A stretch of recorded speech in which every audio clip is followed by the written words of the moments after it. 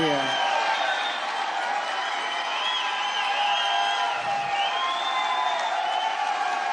No, I had a good life.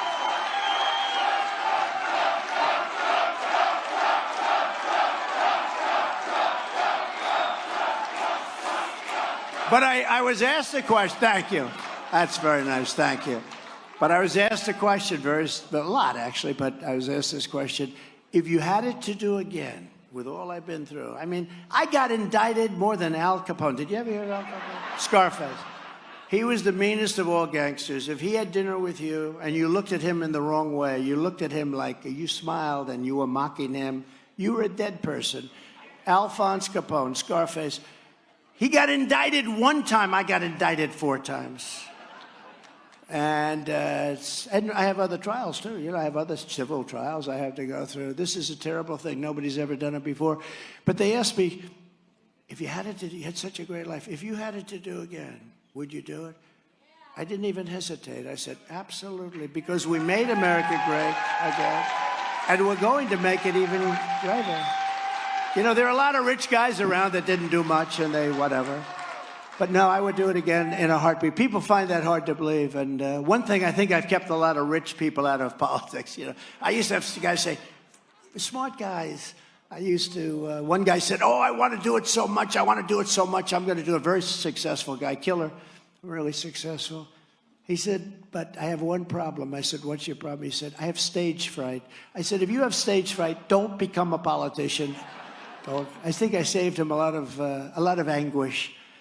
But they asked me, would you do it again? I said, absolutely. I said it without even thinking. Absolutely, I would do it again. Because what we did is miracles. Don't forget, this is the greatest movement of all time. There's never been anything like this.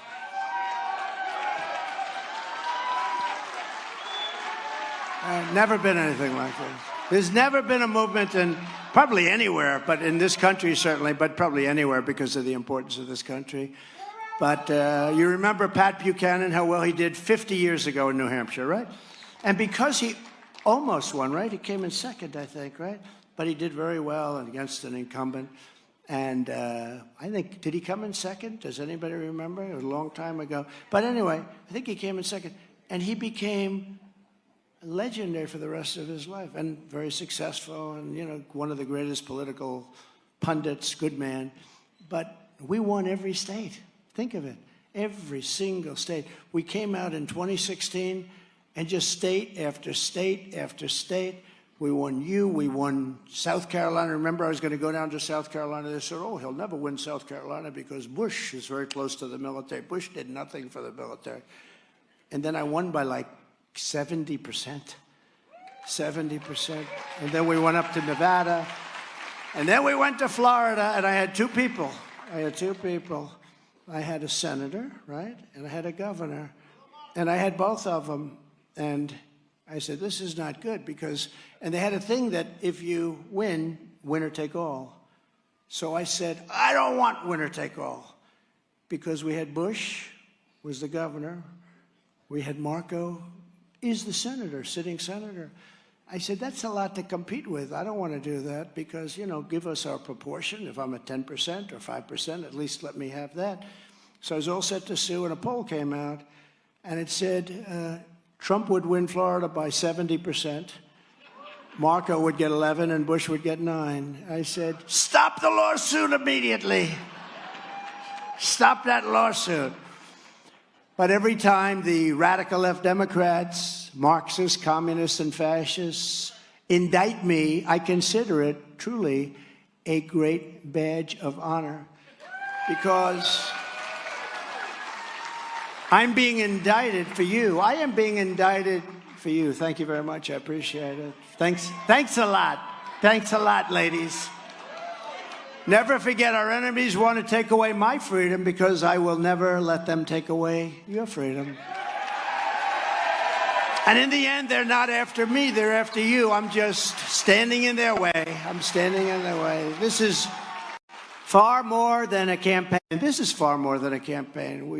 We're all involved in a great political movement, the greatest such movement ever in the history of our country. I mean, there's never been a movement like this, not even close. And now it looks, I mean, if you look at the polls, we're winning every swing state. We're winning states that nobody's even thought about. After years of betrayals of New Hampshire workers, together we ended the NAFTA disaster, the worst trade deal ever made, and replaced it with the brand new USMCA, that's Mexico and Canada, the best trade deal ever made. I appointed nearly 300 federal judges and 3 great Supreme Court justices. We achieved the most secure border in U.S. history. We built over 500 miles of border wall. They like to say, oh, it was less. It's not. It's much more than that. And we got Mexico to give us 28,000 soldiers free of charge. So when they say about Mexico, I saw some guy in the debate say, oh, Mexico gave us 28,000 soldiers. They said they're going to pay for the war, but there was no mechanism for that. You know, sometimes you don't have. I said, you got to give us soldiers. You got to give us. Right now, we have the biggest caravans in history coming up. Right now, they're coming up. I got them to give us free of charge 28,000 soldiers. Now, I didn't tell you, I said to them, if you don't do that, we're going to tariff every product that you sell into the United States at approximately 25%. And they said, we would love to give you those soldiers. On my first day back in the Oval Office, I will terminate every open borders policy of the Biden administration.